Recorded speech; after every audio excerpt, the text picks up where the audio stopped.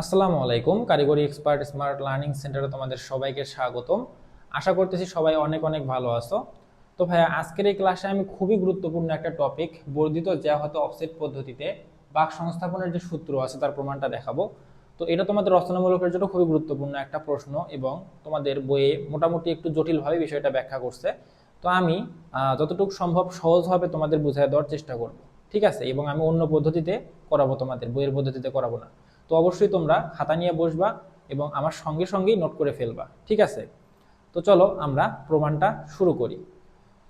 তো এখানে দেখো, আমাদের এই প্রমাণটা করার জন্য এই চিত্রটা তোমরা আপাতত বাদ দাও। এই যে এই চিত্রটার প্রয়োজন হবে। চিত্রটা যদিও একটু বেশ কিছুটা হিজিবিজি টাইপের, অর্থাৎ অনেক কিছু চিত্রের মধ্যে বোঝাটাই মুশকিল, তাই না? তো আমি আস্তে আস্তে তোমাদের চিত্রটা ব্যাখ্যা করব এবং বুঝাই দেওয়ার চেষ্টা করব। তো চলো আমরা প্রমাণটা শুরু করি। তো এখানে ভাইয়া দেখো, তো বলা হয়েছে কি, বর্ধিত জ্যা হতে অফসেট পদ্ধতি। অর্থাৎ বর্ধিত জ্যা বলতে কি বোঝাচ্ছে দেখো, আমাদের এখানে এই যে দেখো যে অফসেট গুলো নেওয়া হয়েছে, এগুলো কিন্তু এই যে দেখো এই জ্যাটাকে এইদিকে বর্ধিত করা হয়েছে, ঠিক আছে? বর্ধিত করার পর এই জ্যা থেকে আমাদের এখানে অফসেট নেওয়া হয়েছে, ঠিক আছে? আবার এই জ্যাটাকে বর্ধিত করা হয়েছে, বর্ধিত করে এখানে আমাদের অফসেট নেওয়া হয়েছে।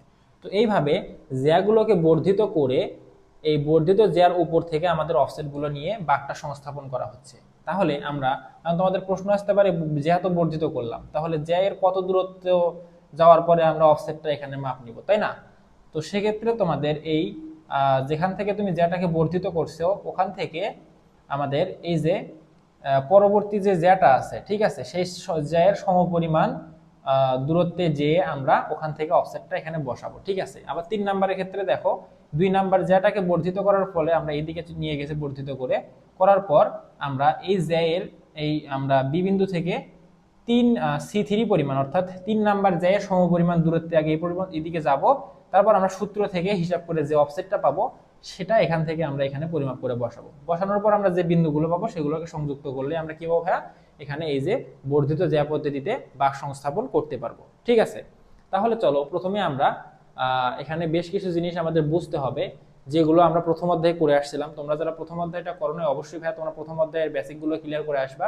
তাছাড়া কিন্তু ভাই এদিকে তোমরা প্রমাণগুলো বা জিনিসগুলো বুঝতে পারবে না। হ্যাঁ, তো দেখো আমরা কি করব, প্রত্যেকটা জ্যার জন্য আলাদা আলাদা করে হিসাব করতে হবে, ঠিক আছে? তো আমরা 1 নাম্বার এবং 2 নাম্বার করে দেখাবো, এরপরে 3 নাম্বার থেকে বাকিগুলোকে আমরা বলবো যে অনুরূপ ভাবে করা যায় এটা, ঠিক আছে? তো চলো আগে আমরা প্রথম যে জ্যা আছে সেটার জন্য প্রমাণটা করি। তো ভাই এখানে দেখো, আমাদের এখানে এখানে হচ্ছে আমাদের স্পর্শক কোণ এবং কেন্দ্রস্থ কোণ নিয়ে আমাদের বিষয়গুলোকে হিসাব করতে হবে। তো ভাই আমরা কিন্তু প্রথম অধ্যায়ে দেখছিলাম যে মোট স্পর্শক কোণ gamma is equal to, sorry, কেন্দ্রস্থ কোণ ডেল ইজ ইকুয়াল টু 2 ইন্টু মোট স্পর্শক কোণ, অর্থাৎ আমাদের কেন্দ্রস্থ কোণ স্পর্শক কোণের দ্বিগুণ, ঠিক আছে? তাহলে ভাইয়া দেখো, এখানে আমাদের প্রথম যে আমাদের জ্যাটা আছে, এটাতে আমাদের এই যে দেখো স্পর্শক থেকে এই জ্যা পর্যন্ত যে কোণটা সৃষ্টি হয়েছে, ঠিক আছে, এটা আমাদের প্রথম স্পর্শক কোণ। কি ভাই, এটা আমাদের প্রথম স্পর্শক কোণ, ঠিক আছে? তাহলে এটা আমাদের প্রথম স্পর্শক কোণ যদি হয় তাহলে এটা হচ্ছে আমাদের ডেল ওয়ান, ঠিক আছে? এটা যেহেতু এটা আমাদের ছিল কি, দেখো মোট স্পর্শক কোণ, অর্থাৎ এখানে যতগুলো স্পর্শক কোণ আছে সবগুলোর সমষ্টি হচ্ছে আমাদের মোট স্পর্শক কোণ, ঠিক আছে? কিন্তু আমাদের এখানে আমাদের দেখো একটা ক্ষুদ্র অংশের জন্য বা এই জ্যায়ের জন্য শুধু হিসাব করা হচ্ছে, সেক্ষেত্রে আমাদের কোনটা কি হবে, অবশ্যই ছোট হবে। সেজন্য আমাদের এখানে কি ধরা হয়েছে ভাই, এখানে ডেল ধরা হয়েছে, ঠিক আছে? তাহলে আমাদের স্পর্শক কোণের পরিমাণ এখানে কত ভাইয়া, ডেল পরিমাণ। আমরা যদি এই অংশটাকে একটু সাইডে আলাদা করে এইভাবে আর্ট করি তাহলে দেখো এখানে তোমরা বুঝতে পারো বিষয়টা। এখানে দেখো এই অংশে এটা হচ্ছে আমাদের স্পর্শক কোণ। তাহলে এই স্পর্শক কোণ যে জ্যায়ের জন্য উৎপন্ন হয়েছে সেটা কোনটা, C1 এর জন্য উৎপন্ন হয়েছে না? তাহলে এই C1 কেন্দ্রে যে পরিমাণ কোণ উৎপন্ন করবে সেটা হবে হচ্ছে এই স্পর্শক কোণের দ্বিগুণ, অর্থাৎ আমাদের এই C1 পরিমাণ জ্যা কেন্দ্রে যে পরিমাণ কোণ উৎপন্ন করবে সেটা হবে আমাদের এই C1 এর জন্য উৎপন্ন স্পর্শক কোণের দ্বিগুণ, কারণ আমরা জানি কেন্দ্রস্থ কোণ স্পর্শক কোণের দ্বিগুণ, তাই না? তাহলে এখানে আমাদের সেই হিসেবে কি হওয়ার কথা, এখানে যেহেতু C1 এর জন্য স্পর্শক কোণ হচ্ছে ডেল ওয়ান, তাহলে আমাদের কেন্দ্রস্থ কোণ কি হবে ভাইয়া, কেন্দ্রস্থ কোণ এখানে আমাদের হবে হচ্ছে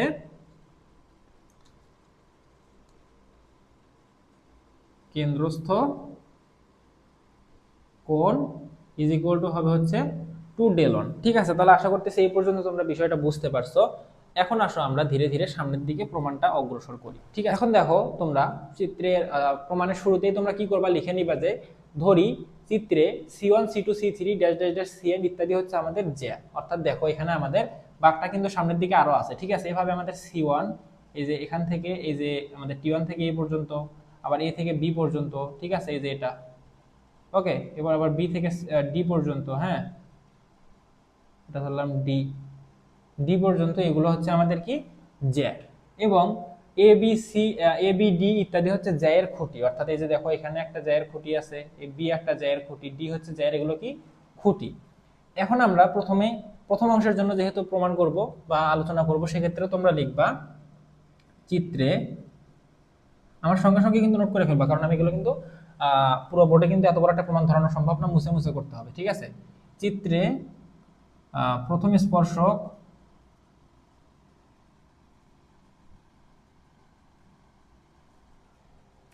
T1F এবং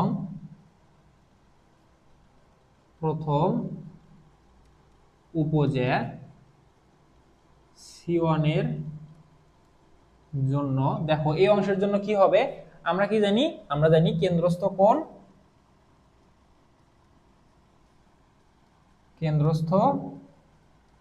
কোণ ইজ ইকুয়াল টু 2 ইন্টু স্পর্শক কোণ। ক্লাসটা যদিও একটু বড় হতে পারে, তোমরা কিন্তু ধৈর্য সহকারে অবশ্যই ক্লাসটা করবা। তাহলে কেন্দ্রস্থ কোণ ইজ ইকুয়াল টু আমরা কি হবে ভাই, এখানে 2 ইন্টু, এখানে যেহেতু আমাদের প্রতিসরণ কোণ দেখো কত, প্রতিসরণ কোণ স্পর্শক কোণ দেখো কত, স্পর্শক কোণ হচ্ছে এই যে del1 পরিমাণে, অর্থাৎ এই স্পর্শক থেকে জ্যায়ের উপর যে কোণটা সৃষ্টি হচ্ছে সেটাই কি স্পর্শক কোণ। তাহলে স্পর্শক কোণ হচ্ছে কেন্দ্রস্থ কোণ হচ্ছে স্পর্শক কোণের দ্বিগুণ। তাহলে স্পর্শক কোণ যেহেতু এখানে del1 পরিমাণে, তাহলে কেন্দ্রস্থ কোণ কি হবে 2 del1। তাহলে এখানে হবে হচ্ছে আমাদের 2 ইন্টু del1। ঠিক আছে, তাহলে দেখো আমরা কিন্তু কেন্দ্রস্থ কোণ এখান থেকে পেয়ে গেলাম। ঠিক আছে, তাহলে এখানে আমাদের কেন্দ্রস্থ কোণকে আমরা কি দ্বারা মানে চিহ্নিত করতে পারি, T1 ও A দ্বারা। ঠিক আছে, তাহলে কোণ T1 ও A is equal to 2 del1। ঠিক আছে, তাহলে এটা কিন্তু আমরা পেয়ে গেলাম। তাহলে এখন দেখো আমাদের কি করতে হবে, আবার আমরা কি জানি, আমরা জানি দেখো যে একটা বৃত্তের চাপ নির্ণয়ের সূত্র কি। ঠিক আছে, এটা হচ্ছে একটা বৃত্ত, এই বৃত্তের ধরো আমরা এইটুক পরিমাণে চাপের দৈর্ঘ্য বের করব। ঠিক আছে, তাহলে এইটুকুকে যদি আমরা কেন্দ্রের সাথে সংযুক্ত করে দেই, এই চাপের আমরা দৈর্ঘ্য নির্ণয় করব। তাহলে সেক্ষেত্রে কি হবে ভাইয়া, দেখো তো সেক্ষেত্রে আমাদের চাপ নির্ণয়ের সূত্র হবে, এটা চাপের দৈর্ঘ্য যদি এস হয় এবং এই বৃত্তের ব্যাসার্ধ যদি আর হয় এবং কেন্দ্র যদি ও হয়, এবং এই চাপ কর্তৃক কেন্দ্রে উৎপন্ন কোণের পরিমাণ যদি থিটা হয়, ঠিক আছে, তাহলে এই চাপের দৈর্ঘ্য হবে এস ইজ ইকুয়াল টু, এটা তোমরা ত্রিকোণমিতিতে পড়ে আসতো ক্লাস 9-10 এ, আর থিটা। ঠিক আছে, কি হবে আর থিটা হবে। তাহলে চাপের দৈর্ঘ্য সমান আমরা কি লিখতে পারি, বৃত্তের ব্যাসার্ধ গুণন ওই চাপ কর্তৃক বৃত্তের কেন্দ্রে উৎপন্ন কোণ। তাহলে ভাইয়া দেখো তো এখানে আমাদের যে কোন অংশের কথা বিবেচনা করব, এই যে T1 ও A, ঠিক আছে, এই অংশের কথা আমরা বিবেচনা করব। ঠিক আছে, দেখো তো চিত্রে T1 ও A অংশে আমরা কি লিখতে পারবো ভাইয়া, দেখো এখানে চাপ কোনটা, T1 A হচ্ছে কি এখানে চাপ, তাহলে চাপ T1 A is equal two কি লিখতে পারবো, T1 A চাপ ইজ ইকুয়াল টু কি হবে ভাইয়া, আমরা যদি এটা যদি আর ব্যাসার্ধ ধরি, ঠিক আছে, আর ব্যাসার্ধ ধরি, তাহলে এই চাপ বৃত্তের কেন্দ্রে বা বাঁকের কেন্দ্রে কি পরিমাণ কোণ উৎপন্ন করতেছে, 2 del1 পরিমাণে। ঠিক আছে, তাহলে সেক্ষেত্রে আমরা এই চাপের দৈর্ঘ্য কি লিখতে পারবো, এই সূত্র অনুযায়ী আমরা লিখতে পারবো হচ্ছে চাপ T1 A is equal two, এখানে আমাদের আর হচ্ছে ব্যাসার্ধ এবং আমাদের কোণের পরিমাণ কত দেখো তো 2 del1।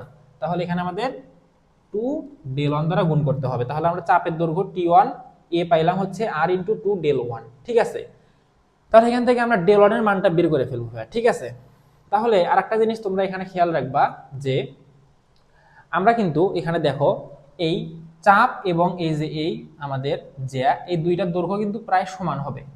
কারণ কি দেখো আমাদের এই চাপটা কিন্তু অনেক ক্ষুদ্র একটা চাপ, তাই না? তাহলে এখানে আমাদের এই চাপটা ক্ষুদ্র হওয়ার কারণে দেখো যদি আমাদের চাপটা এরকম ক্ষুদ্র হয়, তাহলে সেক্ষেত্রে যদি তুমি এখানে একটা জ্যা অঙ্কন করো, তাহলে এই জ্যায়ের দৈর্ঘ্য এবং চাপের দৈর্ঘ্য প্রায় সেম টু সেম হয়। ঠিক আছে, অর্থাৎ খুবই কাছাকাছি হয়, অল্প একটু কম বেশি হতে পারে। তো সেক্ষেত্রে আমরা দুইটাকে সমান ধরে নিতে পারি। তো এই প্রমাণের ক্ষেত্রে আমরা এই চাপগুলো এবং জ্যাগুলোর দৈর্ঘ্য কি করবো ভাইয়া, সমান ধরে নিব। ঠিক আছে, তাহলে এক্ষেত্রে আমরা এই T1 A চাপটাকে আমরা কি লিখতে পারি, T1 A চাপটাকে আমরা C1 জ্যা লিখতে পারি না, লিখতে পারি কিন্তু। তাহলে এখানে তোমরা লিখবা C1 is equal to R2 del one. ঠিক আছে, তাহলে এটা আমরা লিখলাম। এরপরে আমরা কি করব দেখো, এখান থেকে আমরা ডেল ওয়ানটাকে ফ্রি করব। তাহলে del one is equal to আমরা কি লিখতে পারি ভাইয়া, C1 এই পাশে ছিল, 2R কে এই পাশে পার করে দেই, C1 ডিভাইডেড বাই 2R। তাহলে দেখো আমরা ডেল ওয়ানের জন্য কিন্তু একটা মান পেয়ে গেলাম। এটা আমাদের কি ভাই, এটা আমাদের 1 নাম্বার সমীকরণ। তো সমীকরণগুলো আমরা একটু এখানে লিখে ফেলি।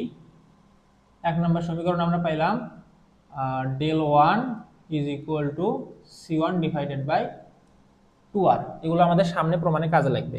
তো আশা করতেছি তোমরা এই পর্যন্ত বুঝতে পারছো। তোমরা এখানে সাইড নোট হিসাবে দিয়ে দিবা, যেহেতু T1A চাপ প্রায় সমান C1, এটা দ্বারা কি বোঝায়, প্রায় সমান। ঠিক আছে, অর্থাৎ কাছাকাছি। তো আমরা সেই জন্য এই T1A চাপের পরিবর্তে C1 এখানে লিখছি। তো আশা করতেছি তোমরা এই পর্যন্ত বুঝতে পারছো ডেল ওয়ানের ভ্যালুটা আমরা কিভাবে বের করলাম। তো এখন আমাদের কি করতে হবে দেখো, আমাদের অফসেটের দৈর্ঘ্য নির্ণয় করতে হবে। ঠিক আছে, অর্থাৎ O1 বের করতে হবে। আমাদের যে এই যে O1 অফসেট আছে, এই O1 অফসেটটা বের করতে হবে। সেটা কিভাবে দেখো, আমি তোমাদের বলছিলাম যে এক্ষেত্রে আমরা অফসেটটা কিভাবে বের করব। এই যে আমাদের বর্ধিত যে আমাদের জ্যা, বা এখানে আমাদের প্রথম ক্ষেত্রে আমাদের স্পর্শকটা হবে এখানে।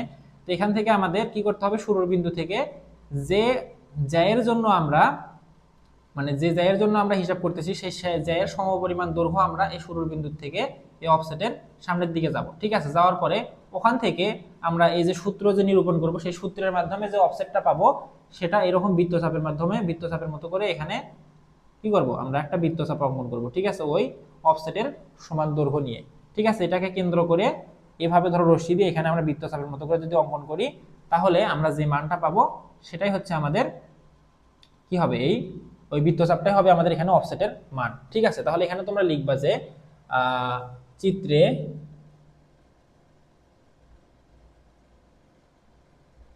T1F স্পর্শকের উপর C1 দূরত্ব পরে A1 বিন্দু হতে O1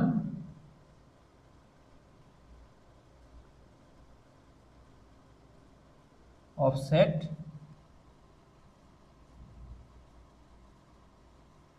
অঙ্কন করি।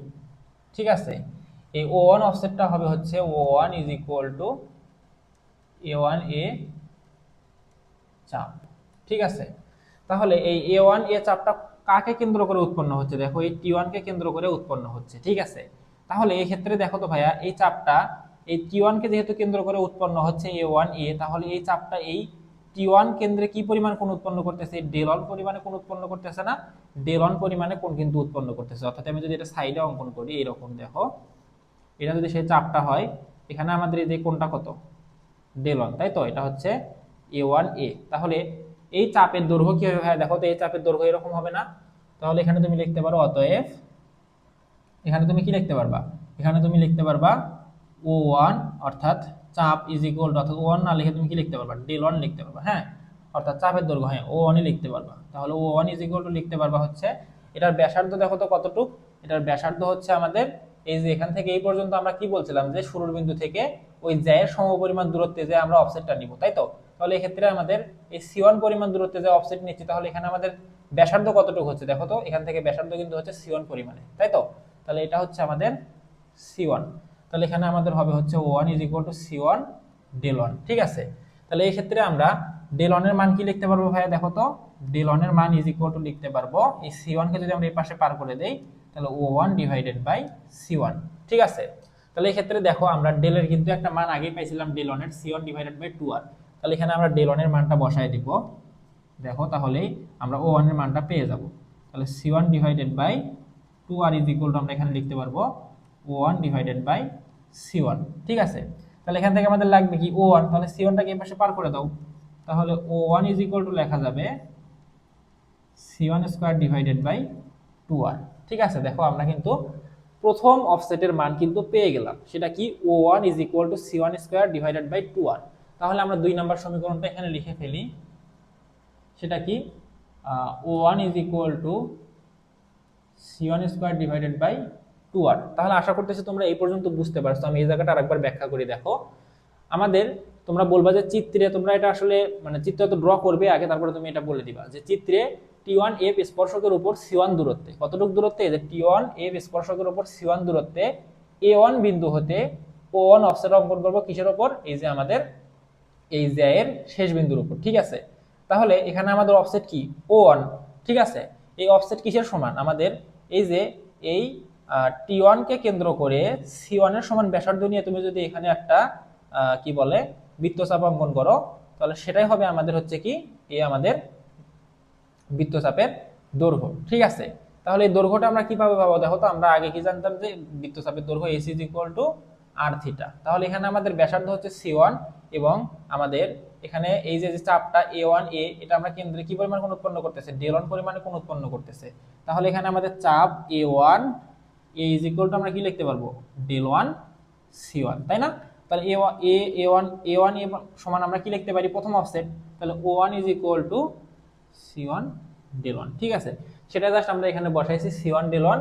তারপর আমরা ডেল1 এর প্রথম আমরা সমীকরণ পাইছিলাম ডেল1 C1 ডিভাইডেড বাই 2r। তাহলে সেখান থেকে এই যে C1 ডিভাইডেড বাই 2r বসাই দিলাম। তাহলে এই যে এখান থেকে আমরা কি করলাম, O1 টাকে ফ্রি করে C1 টাকে পার করে দিলেই O1 C1 square divided by 2r আমরা প্রথম অফসেটের ভ্যালু কিন্তু পেয়ে গেলাম। এখন আসো আমরা এটা তো উপজায়ের ক্ষেত্রে পাইলাম, এখন আমাদের এই যে ভিতরে যে পূর্ণ যেগুলো আছে এটার জন্য সূত্র কি হবে সেটা আমাদের নিরূপণ করতে হবে, তাই না? তাহলে চলো আমরা সামনের দিকে অগ্রসর হই। এখন খেয়াল করো, আমাদের পরবর্তী অংশের জন্য আমাদের কিছু জিনিস এখানে আমি লিখে নিয়েছি। দেখো কি বলা হয়েছে, T1 জ্যাক এর বর্ধিত অংশের বর্ধিত অংশ a b2। অর্থাৎ আমরা এখানে কি করতেছি ভাইয়া, বর্ধিত জ্যা হতে অফসেট নির্ণয়ের সাহায্যে অফসেটের সাহায্যে বাক সংস্থাপন করতেছি। তাহলে আমাদের এখন কি করতে হবে, অবশ্যই এই জ্যাটাকে কি করতে হবে, বর্ধিত করতে হবে। তাহলে সেটাই বলা হয়েছে T1 a জ্যা এর বর্ধিত অংশ হচ্ছে a b2। তাহলে এই যে T1 a জ্যা, এই জ্যা এর বর্ধিত অংশ হচ্ছে এই যে a b2। ঠিক আছে, দেখো আমরা এটাকে বর্ধিত করে দিলাম এদিকে, এটাকে যদি বর্ধিত করে দেই তাহলে বর্ধিত অংশের নাম কি হবে, a b2। এবং এ বিন্দুতে অঙ্কিত স্পর্শকের বর্ধিত অংশ, আমরা এখন কি করবো ভাইয়া, এই যে এখানে যে এ বিন্দু আছে এই এ বিন্দুতে একটা আবার স্পর্শক অঙ্কন করব। ঠিক আছে, এই স্পর্শক অঙ্কন করলে এই স্পর্শকটা আবার এই যে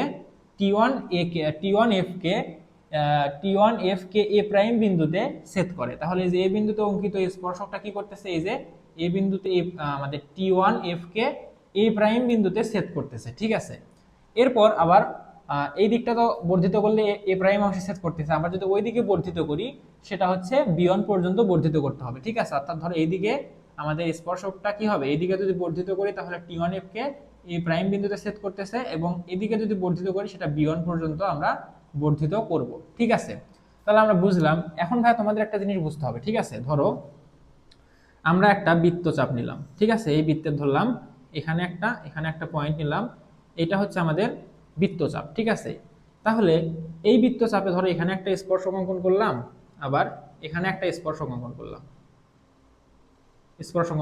ঠিক আছে, তাহলে এই যে এই স্পর্শক এবং এই বৃত্তচাপের মধ্যবর্তী কোণ এবং এই স্পর্শক এবং বৃত্তচাপের মধ্যবর্তী কোণ কি হবে ভাই, সমান হবে, কারণ এরা একই বৃত্তচাপে অঙ্কিত দুইটা স্পর্শক। ঠিক আছে, তো এটা তোমরা জ্যামিতি থেকে তোমরা শিখে আসো, যারা তোমরা জানো না তারা এটা মুখস্থ করে ফেলো যে একই বৃত্তচাপে অঙ্কিত স্পর্শক ওই বৃত্তচাপের সাথে সমান কোণ উৎপন্ন করে। ঠিক আছে, তাহলে ভাই দেখো তো এখানে আমাদের এই যে বৃত্তচাপ কোনটা, T1A, এই বৃত্তচাপের এই বিন্দুতে আমাদের কোন স্পর্শক অঙ্কন করা হয়েছে, T1F স্পর্শক অঙ্কন করা হয়েছে।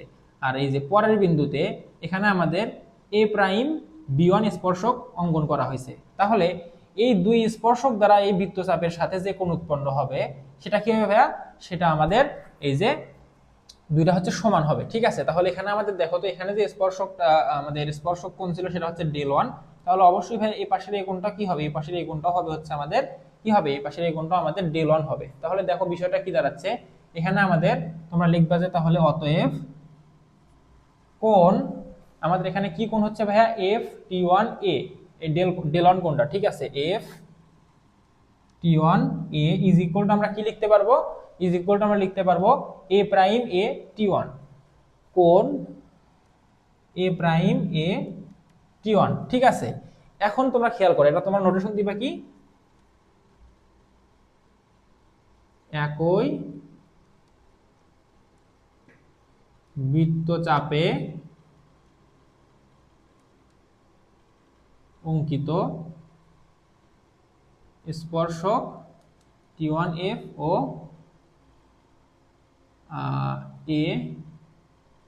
এ প্রাইম। ঠিক আছে, তাহলে এখান থেকে তোমরা আবার কি লিখতে পারবা, দেখো তো এই যে A prime A T1 is equal to আমরা কি লিখতে পারি, B2 A B1 লিখতে পারি না? কারণ কি, দেখো এখানে আমাদের বিষয়টা এরকম হয়েছে। ঠিক আছে, এরকম হয়েছে। তাহলে এটা হচ্ছে আমাদের যদি ডেল ওয়ান হয়, এটাও কি হবে, এটাও আমাদের ডেল ওয়ান হবে, কারণ এটা বিপরীত কোণ। এই যে এই কোণ এবং এই যে আমাদের আমাদের হচ্ছে এই যে এই কোণ। ঠিক আছে, এই যে এই কোণ। ঠিক আছে, এই কোণ এটা কি, দুইটা কি বিপরীত কোণ না? বিপরীত কোণ কিন্তু। তাহলে আমরা এখান থেকে আবার পরের লাইনে লিখতে পারি যে কোণ A prime A T1 is equal to কোণ, আমরা কি লিখতে পারি, B2 A B1 B2 A B1। ঠিক আছে, তাহলে এখান থেকে আবার পরের লাইনে কি লিখতে পারি, যেহেতু এটা আমাদের এটা সমান আর এটা হচ্ছে আমাদের কি ডেল ওয়ান, তাহলে কোণ B2 A B1 is equal to আমরা লিখতে পারবো কি ভাইয়া, ডেল ওয়ান। ঠিক আছে, তাহলে সেটাই এখানে লেখা হয়েছে। দেখো এই যে B2 A B1 হচ্ছে আমাদের ডেল ওয়ান পরিমাণে কোণ। ঠিক আছে, তো আশা করতেছি এই পর্যন্ত বুঝতে পারছো। এখন ভাইয়া তোমরা দেখো কি লিখবা, এখন তোমরা লিখবা হচ্ছে দেখো এই যে আমাদের এই যে এ বিন্দু থেকে যে স্পর্শকটা অঙ্কন করা হয়েছে। ঠিক আছে, তো এই স্পর্শকটা অঙ্কন করার ফলে আমাদের কি হবে, এই যে আমাদের C2 এর জন্য আমরা যে অফসেট পাবো অনুরূপভাবে কোনটার অনুরূপ হবে, এই যে ডেল ওয়ানের অনুরূপ হবে। কারণ কি, দেখো এই যে আমাদের C1 এর জন্য এই যে আমাদের স্পর্শক থেকে অফসেট পাইছিলাম O1 পরিমাণে, তাহলে এখানে আমাদের এই যে C2 এর জন্য এই যে আমাদের এ বি ওয়ান স্পর্শকের জন্য অফসেট কি হবে, দেখো তো বি ওয়ান পরিমাণে হবে, তাই না? বি ওয়ান পরিমাণে হবে কিন্তু। অর্থাৎ দেখো এটার ক্ষেত্রে কি হয়েছিল, C1 এর জন্য এই স্পর্শক থেকে অফসেট হয়েছিল হচ্ছে এই যে এই স্পর্শকের শুরুর বিন্দু থেকে C1 দূরত্বে A1 নামে একটা পয়েন্ট থেকে O1 পরিমাণে অফসেট আমরা পাইছিলাম। এটার ক্ষেত্রেও সেম হবে। এই দেখো এই এ বিন্দু থেকে আমাদের C2 পরিমাণ দূরত্বে, ঠিক আছে, এই যে C2 পরিমাণ দূরত্বে আমাদের এই যে C2 এর জন্য আমরা কি পাবো, BA1 পরিমাণে অফসেট পাবো, যেটাকে আমরা কি বলতেছি B1 পরিমাণে অফসেট পাবো। তাহলে আমরা এখানে লিখবো কি, এখানে লিখবো হচ্ছে যে এ B1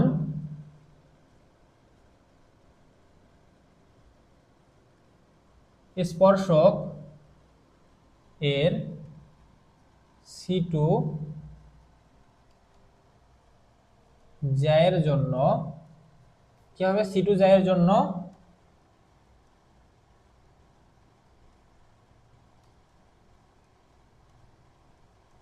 অফসেট কি হবে ভাইয়া, B1। ঠিক আছে, তাহলে এটা কিভাবে হবে, সেটা কিন্তু ওই যে আমাদের C1 এর অনুরূপ হবে। ঠিক আছে, C1 এ আমরা যেভাবে বের করছিলাম সেম টু সেম আমাদের C2 এর জন্য আমরা ওইরকম একটা কি পাবো, অফসেটের ভ্যালু পাবো, তাই না? তাহলে এই ক্ষেত্রে আমরা কি লিখতে পারি, B1 ইজ ইকুয়াল টু আমরা কি লিখতে পারবো ভাইয়া, C1 এর অনুরূপ ভাবে কি লিখতে পারবো, C1 এর ক্ষেত্রে উপরে কি ছিল C1, নিচে 2R। তাহলে C2 এর ক্ষেত্রে কি হবে, C2 এর ক্ষেত্রে হবে হচ্ছে C2 স্কয়ার, C2 স্কয়ার হবে। হ্যাঁ, এই যে O1 ইজ ইকুয়াল টু ছিল C1 square divided by 2R। তাহলে আমাদের এখানে আমাদের এই যে C2 এর জন্য কি হবে, C2 স্কয়ার হবে ডিভাইডেড বাই 2R। এখানে তোমরা নোটেশন দিবা কি, যে হচ্ছে O1, বাস এখানে O1 লিখবে না, C1 এর অনুরূপ। ঠিক আছে, তাহলে আমরা C1 যেভাবে আমরা ওই যে O1 অফসেট নির্ণয় করছিলাম, C2 এর জন্য অনুরূপ ভাবে আমরা ওইটা বের করতে পারি। ঠিক আছে, যেহেতু C1 এর জন্য কি ছিল, স্পর্শক থেকে অফসেটটা নেওয়া হয়েছিল, তাহলে আমাদের C2 এর জন্য কি হচ্ছে, দেখো তো এই যে C2 এর জন্য কিন্তু স্পর্শক থেকে অফসেটটা নেওয়া হচ্ছে। তাহলে দুইটাই যেহেতু স্পর্শক থেকে নেওয়া হচ্ছে, তাহলে দুইটার পদ্ধতি তো সেমই হবে, তাই না? তাহলে আমাদের C2 এর জন্য আসলে এটা দেখানোর দরকার নেই, তোমরা এখানে লিখে দিবা হচ্ছে অনুরূপভাবে C1 এর অনুরূপভাবে আমরা এটা পাই। ঠিক আছে, এখন ভাইয়া খেয়াল করো, এখানে দেখো আমাদের এই যে আমাদের যে 2 নাম্বার অফসেটটা আছে, এটা কিন্তু দেখো এই যে B1 এবং B1 B2 এই দুইটা সমন্বয়, অর্থাৎ দেখো আমাদের O2 কিন্তু আমাদের কি B1 প্লাস B1 B2 এই দুইটা চাপের সমন্বয়ে গঠিত, ঠিক আছে। কিন্তু C1 আমাদের O1 এর ক্ষেত্রে কি ছিল, জাস্ট আমাদের A1 এই ছিল হচ্ছে আমাদের অফসেটের পরিমাণ। কিন্তু এখানে আমাদের শুধু এইটুকু নিলে হবে না, কারণ আমাদের বর্ধিত যেটা দেখো আরো উপরের দিক দিয়ে গেছে, তাই না? তাহলে আমাদের এইটুকু কিন্তু আমাদের এখানে এই যে B1 এর সঙ্গে যোগ করে দিলেই কিন্তু আমরা এই O2 এর ভ্যালু পাবো, ঠিক আছে। তাহলে সেক্ষেত্রে দেখো আমরা B1 এর মান তো এখানে পেয়ে গেছি, তাই না? পেয়ে গেছি, কিন্তু এখন আমাদের বের করতে হবে কি B1 B2 এর মান। তাহলে এটাকে আমরা এখানে সাইডে অঙ্কন করে নিই একটু। এটা হচ্ছে এরকম, দেখো, ঠিক আছে, এরকম। তাহলে এটা হচ্ছে B2, এটা হচ্ছে B1, এটা হচ্ছে আমাদের A। এবং আমরা কি জানি যে অফসেট আমরা কতদূর মানে কতদূর দূরত্বে যাওয়া অফসেট নেব বর্ধিত জ্যা থেকে?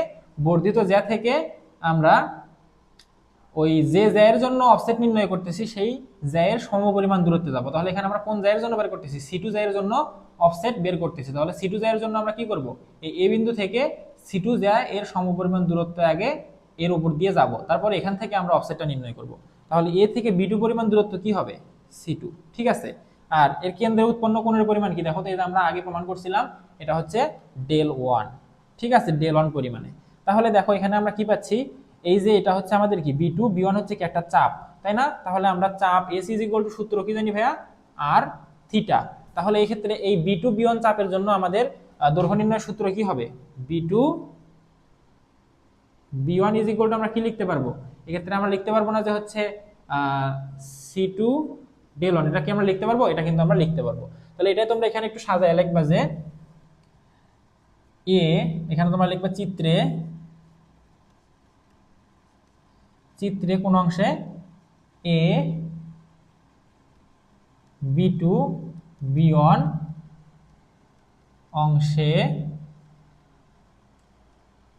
চাপ B2 B1 এর মান কি হবে? B2 B1 আমরা কি লিখতে পারবো? চাপ ব্যাসার্ধ গুণন কোণ, অর্থাৎ ওই চাপ দ্বারা কেন্দ্রে উৎপন্ন কোণ। তাহলে এখানে ব্যাসার্ধ হচ্ছে কি C2, কারণ দেখো এই কেন্দ্রের সাপেক্ষে C2 পরিমাণ ব্যাসার্ধ নিয়ে এখানে চাপটা কি হচ্ছে? উৎপন্ন হচ্ছে, তাই না? তাহলে এখানে আমাদের চাপ হচ্ছে B2 B1 এবং আমাদের কোণ হচ্ছে del1। তাহলে এখানে আমাদের চাপের দৈর্ঘ্য হবে হচ্ছে ব্যাসার্ধ C2 ইনটু হচ্ছে কেন্দ্রে উৎপন্ন কোণ del1। তাহলে ভাইয়া এখানে দেখো আমাদের এই del1 এর ভ্যালু কিন্তু আমরা প্রথমেই পাইছিলাম, সেটা কি C1/2R, তাই তো? তাহলে এখানে আসলে আমরা মান বসাই দেই C2 ইনটু C1/2R। তাহলে এখানে আমরা পাচ্ছি কি C1 ইনটু C2/2R, তাই না? তাহলে দেখো এখন আমরা কি করব, এই B1 B1 এবং B2 B1 এই দুইটাকে যদি যোগ করে দেই তাহলেই কিন্তু আমরা O2 এর মান পাচ্ছি, অর্থাৎ এই যে এখান থেকে এই যে B পর্যন্ত যে অফসেটটা O2 অফসেট পুরোটা পাচ্ছি, ঠিক আছে। তাহলে আসলে আমরা পুরো O2 offset is equal to আমরা কি লিখতে পারবো? এখানে তোমরা লিখবা O2 is equal two B1 বা B1 প্লাস B2 B1, ঠিক আছে। তাহলে ভাই দেখো তো এখানে আমরা মান পাইছি কি? মান পাইছি হচ্ছে প্রথমটার জন্য C2² / 2R এবং B2 B1 এর জন্য মান পাইছি হচ্ছে C1 C2/2R, ঠিক আছে। এখন এটা যদি আমরা লসাগু বের করে ফেলি তাহলে নিচে থাকতেছে হচ্ছে 2R, উপরে থাকবে কি C2² + C1 C2, ঠিক আছে। এখন ভাইয়া দেখো এখান থেকে আমরা কি করতে পারি, এখানে C2 আছে, এখানেও C2 আছে, এখান থেকে আমরা একটা C2 কমন নিতে পারি। তাহলে C2 যদি কমন নেই তাহলে ভিতরে এখানে থাকবে কি C2² ছিল, তাহলে একটা C2 থাকবে, প্লাস এখানে C1 C2 ছিল, এখান থেকে একটা কমন নিলে শুধু C1 থাকবে, ঠিক আছে। আর নিচে ছিল হচ্ছে কি ভাইয়া 2R। তাহলে দেখো আমাদের 2 নাম্বার অফসেটের মান কিন্তু আমরা এটা ইজ ইকুয়াল টু আমরা কি লিখতে পারবো? এটা ইজ ইকুয়াল টু O2 লিখতে পারবো, ঠিক আছে। তাহলে দেখো আমরা কিন্তু 2 নাম্বার অফসেটের মানটাও বের করে ফেলতে পারলাম, ঠিক আছে। এখন অনুরূপভাবে সামনে 3 নাম্বার 4 নাম্বার 5 নাম্বার যতগুলো অফসেট থাকবে, আমার যতগুলো জ্যা থাকবে ততগুলো জ্যার জন্য প্রত্যেকটার জন্য একটা করে অফসেট পাওয়া যাবে। তাহলে 3 নাম্বার জ্যার জন্য অফসেট কি হবে? O3 মানও আমরা সেম এরকম করে বের করতে পারবো, ঠিক আছে। তাহলে তোমরা এখন লিখে দিবা নিচে অনুরূপভাবে, নিচের গুলো এভাবে ডট ডট দিয়ে দিবা। এরকম করে আমরা কতদূর পর্যন্ত যেতে পারবো? একদম শেষ অফসেট পর্যন্ত, তাই না? শেষ জ্যা পর্যন্ত। তাহলে শেষ জ্যা আমরা ধরছিলাম হচ্ছে CN, ঠিক আছে। তো এই ক্ষেত্রে দেখো সূত্রের মধ্যে একটা জিনিস তোমরা ভালো করে খেয়াল করো, হ্যাঁ সূত্রের মধ্যে একটা জিনিস ভালো করে খেয়াল করো কি, তোমরা একটা কাজ করো, এখানে হচ্ছে C1টা দাও, যেহেতু প্লাস ব্যাপার না, C2টাকে পরে দাও, ঠিক আছে? তাহলে তোমাদের প্রমাণে যেটা বইয়ে যেটা প্রমাণ দেওয়া আছে সেটা তোমাদের এখানে মানে প্রকাশ পাবে আর কি। তাহলে সেক্ষেত্রে দেখো C2, ঠিক আছে, অর্থাৎ আমাদের 2 নাম্বার আমাদের জ্যা ইন্টু হচ্ছে C1 অর্থাৎ C2র কি আগের জ্যা ইন্টু হচ্ছে C2 অর্থাৎ যে জ্যায়ের জন্য আমরা অফসেট বের করতেছি সেই জ্যা। তাহলে এই ক্ষেত্রে আমাদের সূত্রটা কি হবে, C1 এর ক্ষেত্রে যদি Cn ধরা হয়, তাহলে এই ক্ষেত্রে ধরো Cn ধরলাম, ঠিক আছে? তাহলে ভিতরে কি হবে, Cn এর আগের জ্যা, Cn এর আগের জ্যা কি হবে, Cn এর আগের জ্যা কি হবে, Cn-1 হবে না, Cn-1 হবে কিন্তু। তাহলে Cn এর আগেরটা কি হবে, অবশ্যই তার থেকে 1 আগে, তার মানে 1 বিয়োগ করে দিলাম n থেকে। তাহলে এখানে আমাদের হবে Cn-1 ইন্টু হচ্ছে Cn ডিভাইডেড বাই 2r। দেখো এটাই তোমাদের ON ইজ ইকুয়াল টু তোমাদের প্রমাণ করতে বলছিল, ঠিক আছে? তাহলে আমাদের প্রমাণ করতে বলছিল যে ON ইজ ইকুয়াল টু প্রমাণ করো Cn into Cn-1 into Cn divided by 2r, ঠিক আছে? তাহলে এটা তোমরা প্রমাণ করে দিবা, ঠিক আছে? তো আশা করতেছি প্রমাণটা তোমরা বুঝতে পারছো, যদিও একটু জটিল টাইপের প্রমাণ ছিল, আমি যথাসম্ভব সহজ করে মানে বোঝানোর চেষ্টা করছি, তোমরাও আশা করি বুঝতে পারছো। আর আমি যে জিনিসগুলো ভেঙে ভেঙে বুঝাইলাম, ঠিক আছে, তোমরা একটু সেগুলো ভালোভাবে বোঝার চেষ্টা করবা, ঠিক আছে? তো আশা করতেছি এখানে আমার মানে আর যদি ব্যাখ্যা করি বিষয়টা আরো তোমাদের ক্লিয়ার করার আসলে এখানে কিছু নেই, তোমরা আশা করি বুঝতে পারছো আমি আশা করতেছি। আর তোমরা যারা এটা নোট করো নাই তারা কিন্তু অবশ্যই ক্লাসটা দেখে দেখে নোট করে ফেলবা, কারণ এটা কিন্তু তোমাদের মনে থাকবে না, ঠিক আছে? তো অবশ্যই ক্লাসটা শুরু থেকে যারা নোট করছো তারা তো ভালো, যারা করো নাই তারা অবশ্যই নোটটা করে ফেলবে এখনই, ঠিক আছে? তো ঠিক আছে, আমি এই প্রমাণটা এখানেই শেষ করছি। তো তোমরা যারা আমাদের চ্যানেলে নতুন আছো অবশ্যই চ্যানেলটা সাবস্ক্রাইব করবা, আর ভিডিওতে লাইক দিবা এবং অবশ্যই ভিডিওগুলো শেয়ার করবা। আর আমি কিন্তু তোমাদের প্রায় সবগুলো সেমিস্টারের ক্লাসই ফ্রিতে আমাদের চ্যানেলে আপলোড করতেছি, এবং পরবর্তীতে আমার টার্গেট আছে আর কি, আমি তোমাদের এই বিভিন্ন মানে আমাদের সেমিস্টারগুলোকে ব্যাচ ভিত্তিক আলাদাভাবে একটা প্রাইভেট গ্রুপ করে আমি সেখানে ফ্রিতেই তোমাদের জন্য এই কোর্সগুলো লঞ্চ করব, ঠিক আছে? তো অবশ্যই তোমরা আমাকে সাপোর্ট করবা, এবং তোমাদের ছোট ভাই বা তোমাদের মানে যারা বড় ভাই আছে তাদের অবশ্যই তোমরা কি করবা, জানাবা যে আমরা তোমাদের এখানে হচ্ছে ফ্রিতে কোর্স করানো হচ্ছে, ঠিক আছে? তো অবশ্যই তোমরা এগুলো শেয়ার করবা, তাহলে আমার জন্য একটু ভালো হবে, কারণ যত বেশি স্টুডেন্ট হবে আমার পড়াতে তত বেশি কি হবে, ভালো লাগবে, ঠিক আছে? তো ঠিক আছে, এই প্রমাণটা আমি এখানে শেষ করছি। আল্লাহ হাফেজ।